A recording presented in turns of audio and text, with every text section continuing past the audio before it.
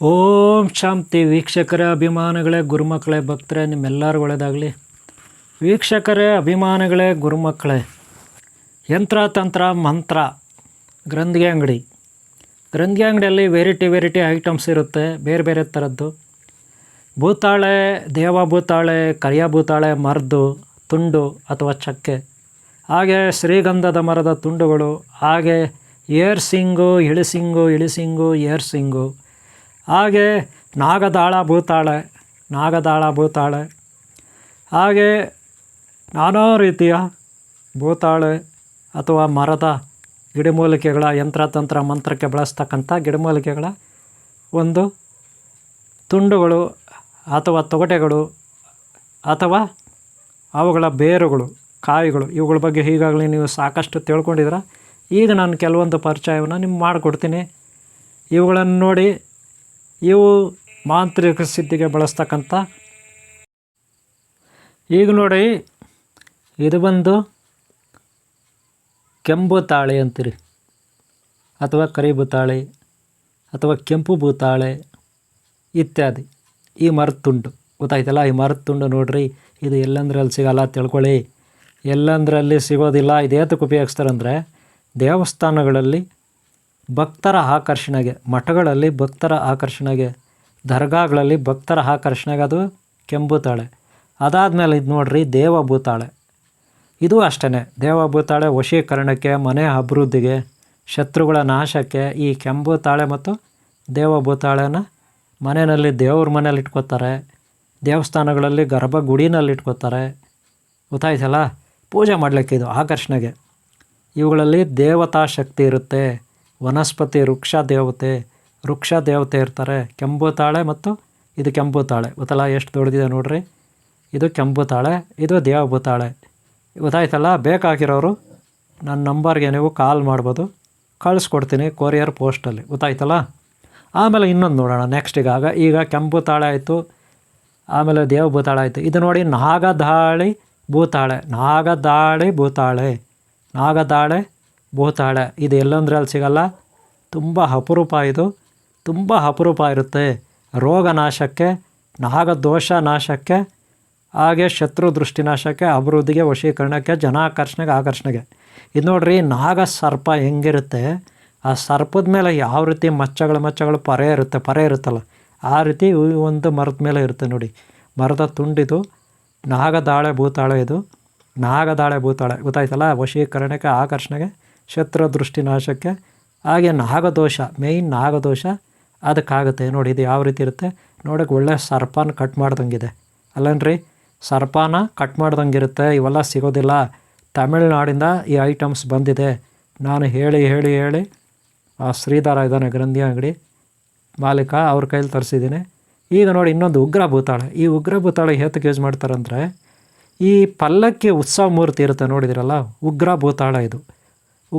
ಇದು ಕೂಡ ಸಿಗಲ್ಲ ಎಲ್ಲಂದ್ರಲ್ಲಿ ಇದು ಸಿಗೋದಿಲ್ಲ. ಬೇರೆ ಬೇರೆ ರಾಜ್ಯಗಳಿಂದ ತರಿಸಿರೋದು. ತಮಿಳ್ನಾಡಿಂದ ತಿರುವಣ್ಣಾಮಲೈ ಬರುತ್ತೆ, ತಿರುವಣ್ಣಾಮಲೈ ಅರುಣಾಚಲೇಶ್ವರ, ಅಲ್ಲಿಂದ. ಗೊತ್ತಾಯ್ತಲ್ಲ. ಇದು ಉಗ್ರ ಭೂತಾಳೆ. ಏನಕ್ಕೆ ಯೂಸ್ ಆಗುತ್ತಂದರೆ, ಇದರಿಂದ ಈ ಉತ್ಸವ ಮೂರ್ತಿ ಪಲ್ಲಕ್ಕಿ ಬರುತ್ತೆ ನೋಡಿದಿರ. ಉತ್ಸವ ಮೂರ್ತಿ ಅಂದರೆ ಮೆರವಣಿಗೆ ಮಾಡ್ತಾರೆ ಮೂರ್ತಿ, ಆ ಪಲ್ಲಕ್ಕಿಗೆ ಇದು ಇಟ್ಕೋತಾರೆ. ಅವಾಗ ಅಲ್ಲಿರೋರಿಗೆ ಜ್ಞಾನ ಇರೋದಿಲ್ಲ. ಯಾರು ಪಲ್ಲಕ್ಕಿನ ಹೊತ್ಕೊಂಡು ಸುತ್ತಾರೆ ಅವ್ರಿಗೆ ಜ್ಞಾನ ಇರೋಲ್ಲ, ಪಲ್ಲಕ್ಕಿನ ಹೊರ್ತಾರಲ್ಲ ಅವ್ರಿಗೆ ಜ್ಞಾನ ಇರೋಲ್ಲ.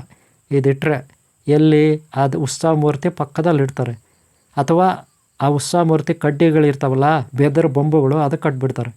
ಆವಾಗ ಅದನ್ನು ಯಾರು ಹೊತ್ಕೊಂಡು ಹೋಗ್ತಾರೆ ಅವ್ರಿಗೆ ಜ್ಞಾನ ಇರೋಲ್ಲ. ಆಮೇಲೆ ಆ ಉತ್ಸವ ಮೂರ್ತಿಗೆ ಶಕ್ತಿ ಬರುತ್ತೆ. ಅದು ಎಲ್ಲಿ ಹೋಗಬೇಕು, ಯಾರ ಮನೆ ಹತ್ರ ಹೋಗಬೇಕು, ಯಾರ ಮನೆ ಹತ್ರ ಹೋಗಬಾರ್ದು, ಅಲ್ಲಿ ಆ ಉತ್ಸವ ಮೂರ್ತಿ ನಿರ್ಧಾರ ಮಾಡುತ್ತೆ. ಅದಕ್ಕೆ ಪ್ರಾಣ ಪ್ರತಿಷ್ಠೆ, ಪ್ರಾಣಶಕ್ತಿ ಬರುತ್ತೆ. ಅದಕ್ಕೆ ಅದನ್ನು ಯೂಸ್ ಮಾಡ್ತಾರೆ ಉಗ್ರ ಭೂತಾಳೆನ. ಇನ್ನು ನೋಡಿ, ಕೆಲವೊಂದು ಗಿಡಮೂಲಿಕೆಗಳಿದು ಬೇರೆದು. ಇದನ್ನು ನೋಡಿ, ಶ್ರೀಗಂಧದ್ದು ಗೊತ್ತಾಯ್ತಲ್ಲ. ಶ್ರೀಗಂಧದ್ದು ಘಮ ಅಂತದೆ. ಬರೀ 1 ಗ್ರಾಮ್ 2 ಗ್ರಾಮ್ ಇದು 100 ರೂಪಾಯಿ ಆಗುತ್ತೆ. ಬರೀ 1 ಗ್ರಾಮ್ 2 ಗ್ರಾಮು ಅಥವಾ 50 ಗ್ರಾಮು 100, 200, 300, 500 ರೂಪಾಯಿ ಹಿಂಗಾಗುತ್ತೆ. ಬರೀ ಒಂದು ಪೀಸು ಹತ್ರ 1,000 ರೂಪಾಯಿ ಆಗುತ್ತೆ. ಶ್ರೀಗಂಧ ಪಕ್ಕಾ ಇದು ಕಾನೂನುಬದ್ಧವಾಗಿ ಇವರು ಮಾರಾಟ ಮಾಡ್ತಾರೆ. ಅವರೇ ಹೇಳಿದ್ರು, ಕಾನೂನುಬದ್ಧವಾಗಿ ನಾವು ಮಾರಾಟ ಮಾಡೋದು. ಇದಕ್ಕೆಲ್ಲ ಟ್ಯಾಕ್ಸು, ಬಿಲ್ಲು, ನಂಬರ್ ಎಲ್ಲ ಇರುತ್ತೆ ಅಂದ್ರೆ, ಅದ್ರ ಮೇಲೆ ನಂಬರ್ ಇರುತ್ತಂತೆ. ಅದು ಶ್ರೀಗಂಧ ಗೊತ್ತಾಯ್ತಲ್ಲ. ಅದಾದಮೇಲೆ ನಿಮಗೆ ಇನ್ನೊಂದು ವಿಶೇಷವಾಗಿ ತೋರಿಸ್ತೀನಿ ನೋಡಿ. ಇಲ್ಲಿ ಇಳಿಸಿಂಗೆ ಅಂತಿರುತ್ತೆ. ಈಗ ಗೊತ್ತಾಯ್ತಲ್ಲ, ಇಳಿಸಿಂಗೆ ಅಂತಿರುತ್ತಿದ್ದು. ಏರ್ಸಿಂಗ್, ಇಳಿಸಿಂಗು, ಏರ್ಸಿಂಗು, ಇವುಗಳಲ್ಲಿ ಮುಳ್ಳುಗಳು. ಇದೆಲ್ಲ ನಾನು ನಿಧಾನಕ್ಕೆ ಇವೆಲ್ಲ ಗಿಡಮೂಲಿಕೆಗಳನ್ನು ಎಕ್ಸ್ಪ್ಲೈನ್ ಮಾಡ್ತೀನಿ ಸಪ್ರೇಟಾಗಿ. ಈಗ ಒಂದೊಂದೇ ಹೇಳ್ಕೊಂಡು ಹೋಗ್ತಾ ಇದ್ದೀನಿ ಸ್ವಲ್ಪ. ಇದು ನೋಡಿ, ಇಳಿಸಿಂಗ್ ಅಂದರೆ ಕೆಳಗಡೆಗೆ ಮುಳ್ಳುಗಳು ಮುಖ ಮಾಡಿರುತ್ತೆ. ಏರ್ಸಿಂಗ್ ಅಂದರೆ ಮೇಲ್ಗಡೆಗೆ ಮುಖ ಮಾಡಿರುತ್ತೆ. ಏರ್ಸಿಂಗ್ ಇದು ಬೇರೆದಿದೆ, ತೋರಿಸ್ತೀನಿ. ಏರ್ಸಿಂಗ್ ಅಂದರೆ ಮೇಲ್ಗಡೆಗೆ ಮುಳ್ಳುಗಳು ಆ ಗಿಡದಲ್ಲಿ ಮುಖ ಮಾಡಿರುತ್ತೆ, ಅದನ್ನು ಏರ್ಸಿಂಗೆ ಅಂತಾರೆ. ಇದನ್ನು ಮನೆಯಲ್ಲಿ ದೇವ್ರ ಗುಡಿನಲ್ಲಿ ಇಟ್ಕೊಂಡ್ರೆ ಉದ್ಧಾರ ಆಗ್ತೀವಿ. ಏರ್ಸಿಂಗೆ ಇಟ್ಕೊಂಡ್ರೆ ಉದ್ಧಾರ ಆಗ್ತೀವಿ. ಇಳಿಸಿಂಗೆ ಇಟ್ಕೊಂಡ್ರೆ ನಾಶ ಆಗ್ತೀವಿ. ನಾವು ನಾಶ ಆಗಬೇಕಂದ್ರೆ, ಬೇರೆಯವ್ರನ್ನ ನಾಶ ಮಾಡಬೇಕಂದ್ರೆ ಇಳಿಸಿಂಗೆ ಬಳಸಬೇಕು. ಆ ಕಡೆ ಇದೆ ನೋಡ್ರಿ ಮುಳ್ಳುಗಳು ಅದು. ಅದೇ ಉದ್ಧಾರ ಆಗಬೇಕಂದ್ರೆ ಏರ್ಸಿಂಗೆ ಬಳಸಬೇಕು. ಅದಕ್ಕೆ ಇಳಿಸಿಂಗೆ, ಏರ್ಸಿಂಗೆ. ಒಟ್ಟಾರೆ ಈ ಎಲ್ಲ ಮರದ ತುಂಡುಗಳು, ಗಿಡಮೂಲಿಕೆಗಳು, ವನಸ್ಪತಿ ಯಂತ್ರ ತಂತ್ರ ಮಂತ್ರಗಳ ಒಂದು ಗಿಡಮೂಲಿಕೆಗಳು, ಮರಗಳ ಚಕ್ಕೆಗಳು, ಕೆಂಬುತಾಳೆ, ದೇವಭೂತಾಳೆ, ಗೊತ್ತಾಯ್ತಲ್ಲ, ಕೆಂಬುತಾಳೆ, ದೇವಭೂತಾಳೆ, ಗೊತ್ತಾಯ್ತಲ್ಲ ಇವೆಲ್ಲ. ಆಮೇಲೆ ನಾಗದಾಳೆ ಭೂತಾಳೆ, ಗೊತ್ತಾಯ್ತಲ್ಲ. ಈ ಎಲ್ಲ ಭೂತಾಳೆಗಳು ಅಥವಾ ಮರದ ಚಂದನ, ಶ್ರೀಗಂಧ ಇವೆಲ್ಲವೂ ವಶೀಕರಣಕ್ಕೆ, ಜನಾಕರ್ಷಣೆಗೆ, ಆಕರ್ಷಣೆಗೆ, ಆಮೇಲೆ ನಾಗದೋಷ ನಿವಾರಣೆಗೆ, ಸಂತಾನಕ್ಕೆ, ಮನೆಯಲ್ಲಿ ಅಭಿವೃದ್ಧಿಗೆ, ಮನೆ ವಾಸ್ತು ದೋಷಕ್ಕೆ, ಗ್ರಹದೋಷಕ್ಕೆ, ಒಟ್ಟಾರೆ ಶತ್ರು ದಾರಿದ್ರ್ಯ ರೋಗನಾಶಕ್ಕೆ, ಹಾಗೆ ಆಕರ್ಷಣೆ, ಜನಾಕರ್ಷಣೆ, ವಶೀಕರಣಕ್ಕೆ, ಹಾಗೆ ದೈವ ಶಕ್ತಿ ಒಂದು ಪ್ರತಿಷ್ಠಾಪನೆಗೆ ಈ ಎಲ್ಲ ಮರದ ತುಂಡುಗಳು ಅಥವಾ ರೆಂಬೆ ಕೊಂಬೆಗಳನ್ನು ನಾವು ಯೂಸ್ ಮಾಡ್ತೀವಿ. ನಾನು ಒಂದೊಂದೇ ರೆಂಬೆ ಕೊಂಬೆ, ಒಂದೊಂದೇ ಮರದ ಚಕ್ಕೆ ಇವುಗಳನ್ನು ಸಪ್ರೇಟಾಗಿ ನಾನು ನಿಮಗೆ ವಿವರಿಸ್ತೀನಿ. ಈಗ ಸದ್ಯಕ್ಕೆ ಇಳಿಸಿಂಗೆ, ಏರ್ಸಿಂಗೆ, ಕೆಂಬುತಾಳೆ, ನಾಗದಾಳ ಭೂತಾಳೆ ಇವೆಲ್ಲವೂ ನಾನು ನಿಮಗೆ ತೋರಿಸ್ತೆ. ಗೊತ್ತಾಯ್ತಲ್ಲ ವೀಕ್ಷಕರೇ. ಇದು ಗ್ರಂಥಿ ಅಂಗಡಿ, ಶ್ರೀ ಸಿದ್ಧಲಿಂಗೇಶ್ವರ ಗ್ರಂಥಿ ಅಂಗಡಿ. ಏಮ್ಗಲ್ ಪೊಲೀಸ್ ಸ್ಟೇಷನ್ ಮುಂದ್ಗಡೆ ಇರುತ್ತೆ. ಏಮ್ಗಲ್ನಲ್ಲಿರುತ್ತೆ. Kolar to 15 kilometre, Chikkaballapur road. Okay, ಈ ವಿಡಿಯೋ ನಿಮ್ಗೆ ಇಷ್ಟ ಆಗಿದೆ ಅಂದ್ಕೊತೀನಿ. ಇನ್ನು ಮುಂದಿನ ಭಾಗದಲ್ಲಿ ಒಂದೊಂದು ಗಿಡಮೂಲಿಕೆ ಬಗ್ಗೆ ನಿಮಗೆ ಎಕ್ಸ್ಪ್ಲೈನ್ ಮಾಡ್ತೀನಿ, ಒಂದೊಂದು ಬೇರ್ ಬಗ್ಗೆ ಎಕ್ಸ್ಪ್ಲೈನ್ ಮಾಡ್ತೀನಿ, ಒಂದೊಂದು ಗಿಡಮೂಲಿಕೆ ಬಗ್ಗೆ ಎಕ್ಸ್ಪ್ಲೈನ್ ಮಾಡ್ತೀನಿ ನಿಮಗೆ. ನೋಡಿ, ಈ ವಿಡಿಯೋನಲ್ಲಿ ನಾನು ನಿಮಗೆ ಸ್ವಲ್ಪ ಹೇಳ್ತೀನಿ. ವಿಡಿಯೋನಲ್ಲಿ ನೆನಪಿಟ್ಕೊಳ್ಳಿ, ಇದು ಉಗ್ರ ಭೂತಾಳೆ. ನಾನು ಆಗಲೇ ಹೇಳಿದೆ ಉಗ್ರ ಭೂತಾಳೆ ಅಂತ. ಸ್ವಲ್ಪ ಎಕ್ಸ್ಪ್ಲೈನ್ ಮಾಡ್ತೀನಿ. ಮುಂದೆ ನಿಮ್ಗೆ ಹೆಚ್ಚಾಗಿ ನಾನು ಬೇರೆ ಒಂದೊಂದು ಸಪ್ರೇಟಾಗಿ ಮಾಡಿದಾಗ ಹೆಚ್ಚಾಗಿ ವಿವರಿಸ್ತೀನಿ ಏನೇನಕ್ಕೆಲ್ಲ ಆಗುತ್ತೆ ಅಂತ. ಇದು ಉಗ್ರ ಭೂತಾಳೆ ನೋಡಿ. ಇದನ್ನು ಉತ್ಸವ ಮೂರ್ತಿ ಇರುತ್ತೆ. ಉತ್ಸವ ಅಂದ್ರೇನು, ಮೆರವಣಿಗೆ ಮಾಡ್ತಾರಲ್ಲ, ಮೂರ್ತಿ ಇಟ್ಬಿಟ್ಟು ನೋಡಿರ್ತೀರ ದೇವಸ್ಥಾನಗಳ ಹತ್ರ, ನಿಮ್ಮ ಹಳ್ಳಿಗಳಲ್ಲಿ, ಸಿಟಿಗಳಲ್ಲಿ, ರಸ್ತೆಗಳಲ್ಲಿ. ದೇವ್ರ ಗುಡಿಯಿಂದ ದೇವ್ರ ಗುಡಿನಲ್ಲಿ, ಗರ್ಭಗುಡಿನಲ್ಲಿ ಒಂದು ಮೂರ್ತಿ ಇರುತ್ತೆ, ಅದು ಒರಿಜಿನಲ್ಲು, ಒಂದೇ ಕಡೆ ಮೂರ್ತಿ ಇರುತ್ತೆ. ಅದೇ ಉತ್ಸವ ಮೂರ್ತಿ ತೊಗೊಂಡೋಗ್ತಾರಲ್ಲ, ಅದರ ಒಂದು ಬೊಂಬು ಇರ್ತದೆ, 4 ಕಡೆ ಎತ್ಕೊಂಡಿರ್ತಾರೆ ಉತ್ಸವ ಮೂರ್ತಿನ. ಆ ಬೊಂಬಗೆ ಇದನ್ನು ಕಟ್ಬಿಡ್ತಾರೆ. ಅಥವಾ ಉತ್ಸವ ಮೂರ್ತಿ ಕೆಳಗಡೆ ಇದನ್ನು ಇಡ್ತಾರೆ. ಇದನ್ನು ಉಗ್ರ ಭೂತಾಳೆ ಅಂತಾರೆ. ಗೊತ್ತಾಯ್ತಲ್ಲ. ಇನ್ನು ನೋಡಿ, ಇದು ಕೈ ಥರ ಇರುತ್ತೆ. ಕೈ ನೋಡಿ, ನಿಮ್ಮ ಕೈ ಹೆಂಗಿರುತ್ತೆ, ಹಂಗೆ ಬೆರಳುಗಳ ಥರ ಇರುತ್ತೆ. ಹಾಗೆ ನಿಮ್ಮ ಕೈ ಬೆರಳುಗಳು ಹೆಂಗಿರುತ್ತೆ ಹಂಗೆ ಇರುತ್ತೆ. ಗೊತ್ತಾಯ್ತಲ್ಲ, ಕೈ ಬೆರಳುಗಳು ಹೆಂಗಿರುತ್ತೆ ಹಂಗೆ ಇರುತ್ತೆ. ಇದೇನಕ್ಕೆ ಯೂಸ್ ಮಾಡ್ತಾರಂದರೆ ನೋಡಿ ಗಂಟು ಇರುತ್ತೆ. ನಮ್ಮ ಕೈಗೂ ಹಂಗೆ ಗಂಟು ಇರ್ತದೆ. ಮೊದಲು ನೋಡ್ಕೊಬೇಡಿ ಹೆಂಗಿದೆ ಅಂತಿದ್ದು. ಬಳ್ಳಿ ಇದು ಮರದ ಬಳ್ಳಿ ಬರುತ್ತೆ. ಕೈ ಥರನೇ ಇರ್ತದೆ ಇದು. ಗೊತ್ತಾಯ್ತಾ ಹೆಂಗಿರುತ್ತೆ? ನಾವು ಹಾತ್